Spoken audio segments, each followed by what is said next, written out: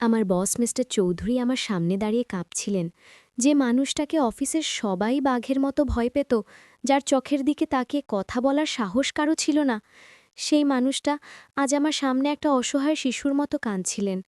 কাঁপা কাঁপা গলায় তিনি বললেন, রিনা, আমার স্ত্রী তো চলে গেল, কিন্তু পড়ি, আমার মেয়েটা, আমি তো বাবা হতেও ভুলে গেছি। তুমি কি কয়েকটা দিনের জন্য ওর মা হতে পারবে? বসের মুখে এই অদ্ভুত কথা শুনে আমার পৃথিবী যেন থেমে গিয়েছিল। একজন কর্মচারী হয়ে আমি বসের মেয়ের মা হব? সমাজ কি বলবে? আমার নিজের ভবিষ্যৎ কি হবে?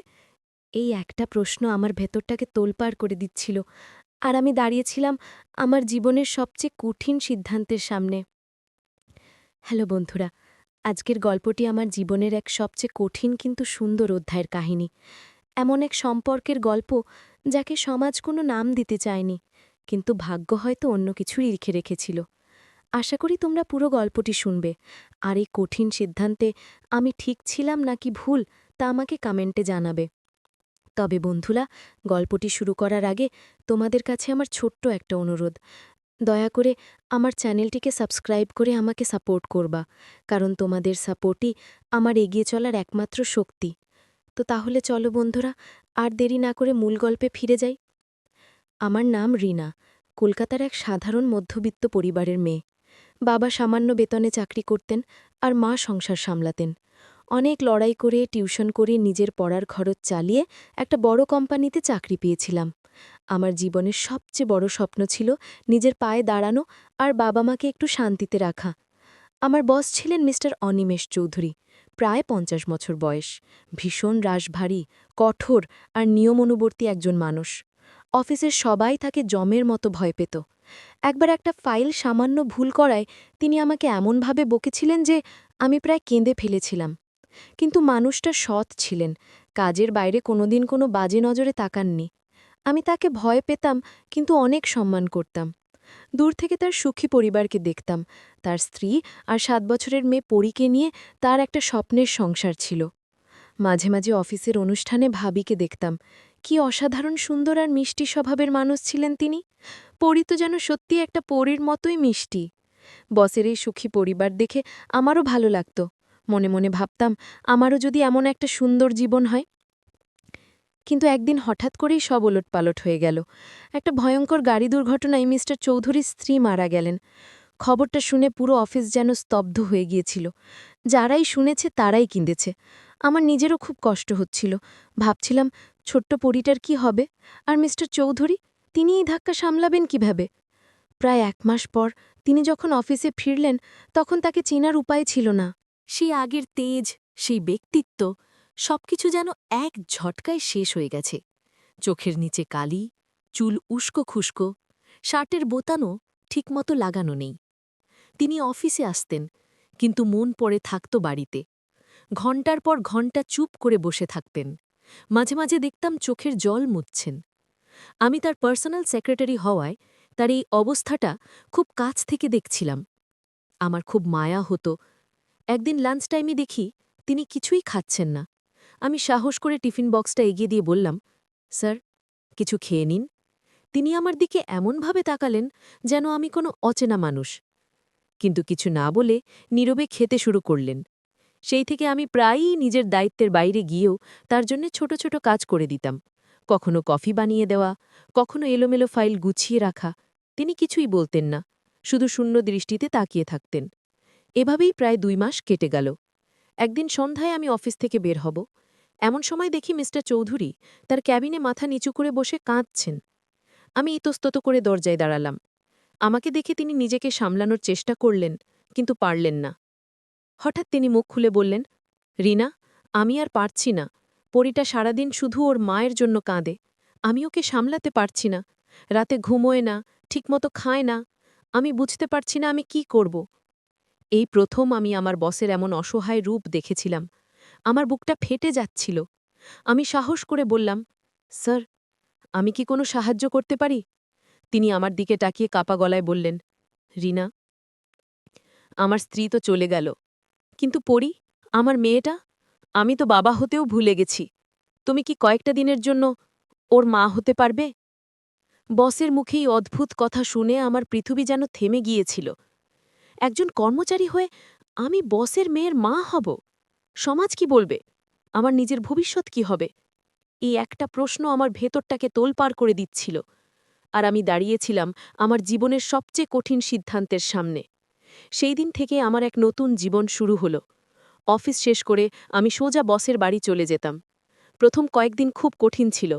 পরি আমাকে দেখলেই মুখ ঘুরিয়ে নিত, আমার সাথে কথা বলতো না। রাতে একা একা ভয়ে কাঁদত। আমি ওর ঘরে যেতাম, কিন্তু ও আমাকে ধাক্কা দিয়ে বের করে দিত। বলতো, তুমি আমার মা নও, চলে যাও। ওর কথাগুলো আমার বুকের ভেতর বিঁধত, কিন্তু আমি হাল ছাড়িনি।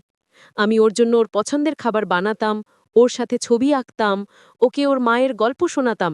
বলতাম, তোমার মা একজন পরী ছিলেন, তিনি আকাশ থেকে তোমাকে দেখছেন। ধীরে ধীরে পরী আমার কাছে আসতে শুরু করল। একদিন রাতে ওর খুব জ্বর এলো। আমি আর মিস্টার চৌধুরী সারা রাত জেগে ওর মাথায় জলপট্টি দিলাম। ভোরের দিকে জ্বর যখন একটু কমল, পরী ঘুমের ঘোরে আমার গলা জড়িয়ে ধরে বলল, মা, তুমি আমাকে ছেড়ে যেওলো। ওর মুখে মা ডাক শুনে আমার চোখের জল আর বাঁধ মানল না। সেদিন আমার মনে হয়েছিল আমার জীবনের সবচেয়ে সঠিক সিদ্ধান্তটা আমি নিয়েছি। এদিকে মিস্টার চৌধুরীর সাথেও আমার এক অদ্ভুত সম্পর্ক তৈরি হচ্ছিল। আমরা একসাথে রাতের খাবার খেতাম। তিনি তার স্ত্রীর সাথে কাটানো মুহূর্তগুলোর কথা বলতেন। আমি তার পুরনো ছবির অ্যালবাম দেখতাম। একটা ছবিতে দেখলাম ভাবি আর মিস্টার চৌধুরী ঠিক আমার বাবা মায়ের মতো হাসছেন। সেই ছবিটা দেখে আমার নিজের বাবা মায়ের কথাও মনে পড়ছিল, যারা গ্রামে থাকেন।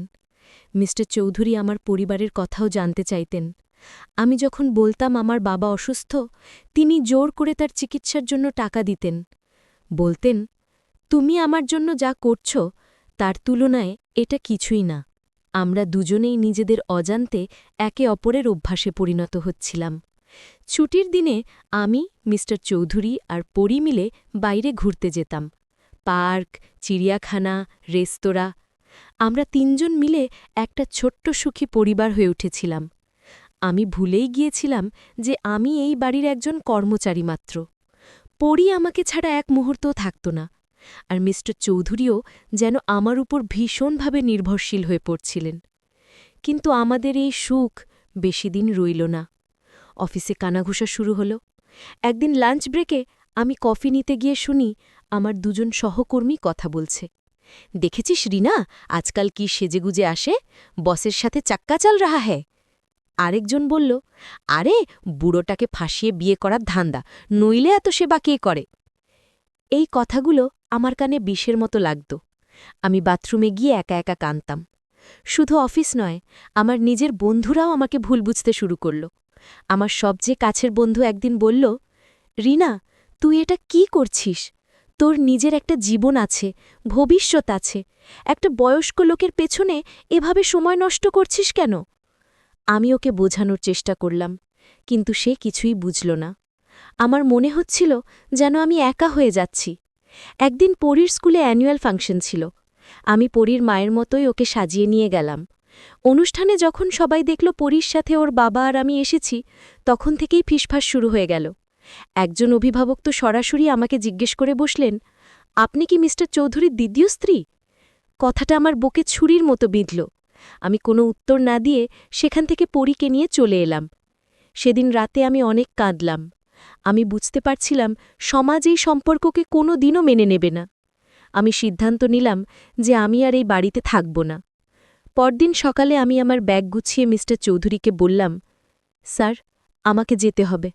আমি আর আপনাদের জীবনের সমস্যা হয়ে থাকতে চাই না। আমার কথা শুনে তিনি স্তব্ধ হয়ে গেলেন। তার চোখ দিয়ে জল গড়িয়ে পড়ছিল। ঠিক তখনই পরী ছুটে এসে আমার পা জড়িয়ে ধরে কাঁদতে কাঁদতে বলল, মা, তুমি যেও না। তুমি চলে গেলে আমি কার সাথে থাকব? পরীর কান্না দেখে আমার ভেতরটা দুমড়ে মুচড়ে যাচ্ছিল। আমি ওকে কোলে তুলে নিলাম। মিস্টার চৌধুরী আমার সামনে এসে আমার হাত ধরে বললেন, রিনা, যেও না। তুমি চলে গেলে এই বাড়িটা আর বাড়ি থাকবে না। পরী মাকে ছাড়া বাঁচবে না।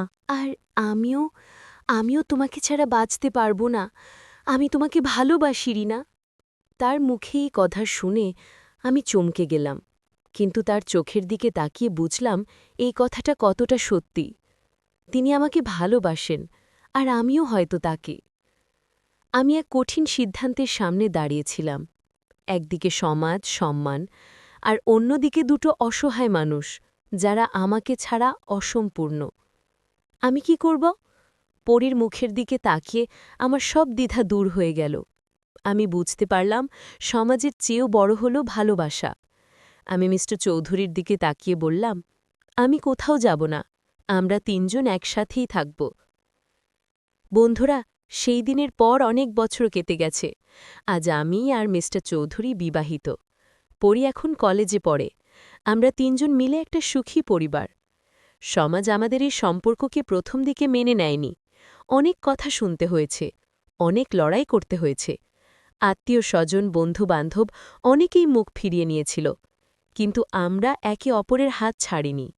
কারণ আমরা জানতাম আমাদের ভালোবাসাটা কোনো ভুলের ওপর দাঁড়িয়ে নেই, বরং তা একে অপরের প্রতি শ্রদ্ধা, বিশ্বাস আর নির্ভরতার ওপর তৈরি। আজ আমি বুঝি, ভালোবাসা কোনো বয়স, সম্পর্ক বা পরিস্থিতি মেনে আসে না। এটা দুটো মনের মিল, দুটো আত্মার টান। আমি আমার সিদ্ধান্তে আজও অটল এবং খুব খুশি। আমি জানি আমি শুধু একজন স্ত্রী বা মা হইনি, আমি দুটো ভাঙা মনকে জোড়া লাগিয়ে একটা নতুন পরিবার তৈরি করেছি। বন্ধুরা, আমার গল্পটা তোমাদের কেমন লাগলো তা অবশ্যই কমেন্টে জানিও। আমি কি ঠিক সিদ্ধান্ত নিয়েছিলাম? তোমাদের জায়গায় থাকলে তোমরা কি করতে? তোমাদের মতামতের অপেক্ষায় থাকব। ভিডিওটি ভালো লাগলে একটা লাইক দিও, আর আমার এসএমএ জেকে চ্যানেলটিকে সাবস্ক্রাইব করতে ভুলো না।